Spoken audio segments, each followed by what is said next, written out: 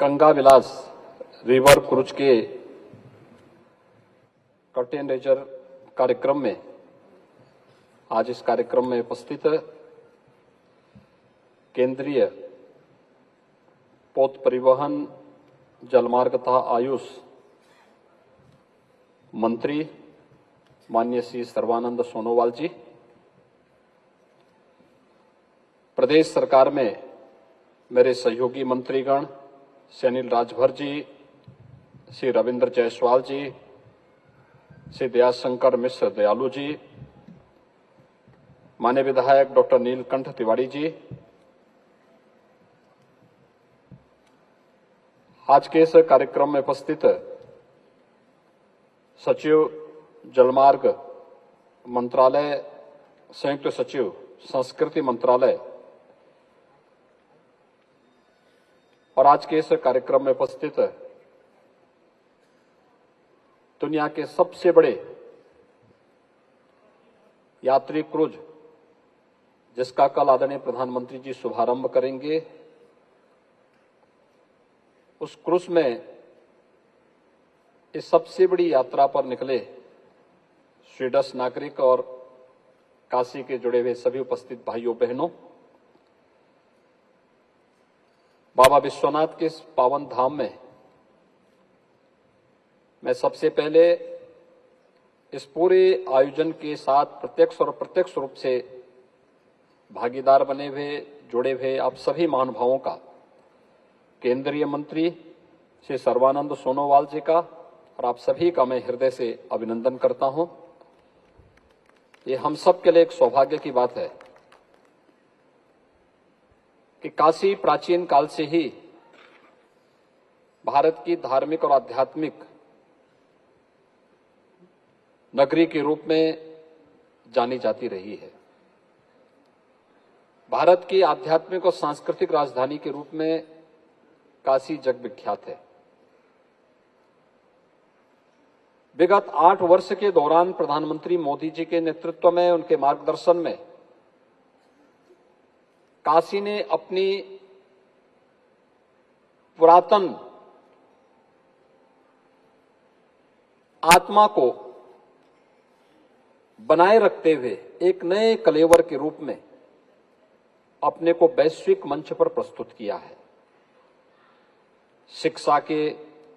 और स्वास्थ्य के सबसे बड़े केंद्र के साथ ही अब काशी थल और नव मार्ग के साथ साथ जल मार्ग से जुड़ने के लिए तैयार है और कल दुनिया के सबसे बड़े क्रूज का शुभारंभ आदरणीय प्रधानमंत्री जी के कर कमलों से प्रारंभ होने जा रहा है। इस क्रूज में सवार होने वाले उन सभी स्वीडिश नागरिकों का जो आज इस कर्टेन रेजर कार्यक्रम में और इस सांस्कृतिक संध्या के कार्यक्रम में उनके स्वागत के लिए आयोजित इस कार्यक्रम में आज भागीदार बने हैं, मैं उन सब का यहां पर राज्य शासन की ओर से, काशी वासियों की ओर से हृदय से अभिनंदन करता हूं। उन सब का मैं स्वागत करता हूं। यह हम सब के लिए प्रसन्नता का क्षण है कि देश की सांस्कृतिक राजधानी काशी कल से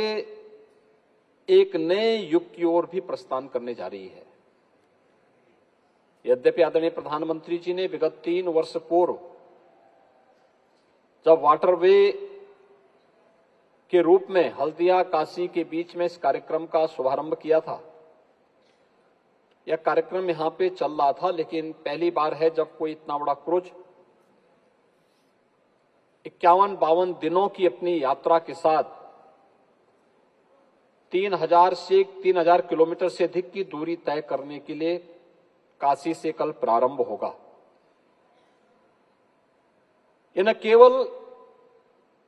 एक नए युग की शुरुआत है, जल मार्ग के साथ न केवल यात्री सेवा को बल्कि हम लोग अब कार्गो सेवा भी यहां से आसानी से प्रारंभ कर पाएंगे और उत्तर प्रदेश जैसे देश की सबसे बड़ी आबादी के राज्य के लिए, जो अब तक एक चैलेंज था कि उत्तर प्रदेश एक लैंडलॉक्ड स्टेट है, आर्थिक विकास की जो संभावनाएं हमारे पास होनी चाहिए थी एक्सपोर्ट के मामले में उसका जो लाभ हम नहीं ले पाते थे, पूर्वी बंदरगाह से जोड़ने के लिए काशी हल्दिया के बीच में जोड़ने के लिए जलमार्ग प्रधानमंत्री जी की अनुकंपा से, उनकी कृपा से उपलब्ध हो चुका है और यह एक नई शुरुआत काशी और उत्तर प्रदेश के वासियों के लिए प्रधानमंत्री मोदी जी ने दी है। मैं इसके लिए प्रधानमंत्री मोदी जी का हृदय से आभार व्यक्त करता हूं। भाइयों बहनों, काशी से यह क्रूज कल प्रारंभ होगा, रात्रि विश्राम गाजीपुर में करेगा और फिर अपनी इसकी यात्रा प्रारंभ होगी। बिहार के अलग अलग स्थानों पर जाएगी, बिहार के बाद झारखंड, झारखंड के बाद फिर बंगाल, पश्चिमी बंगाल में जाने के बाद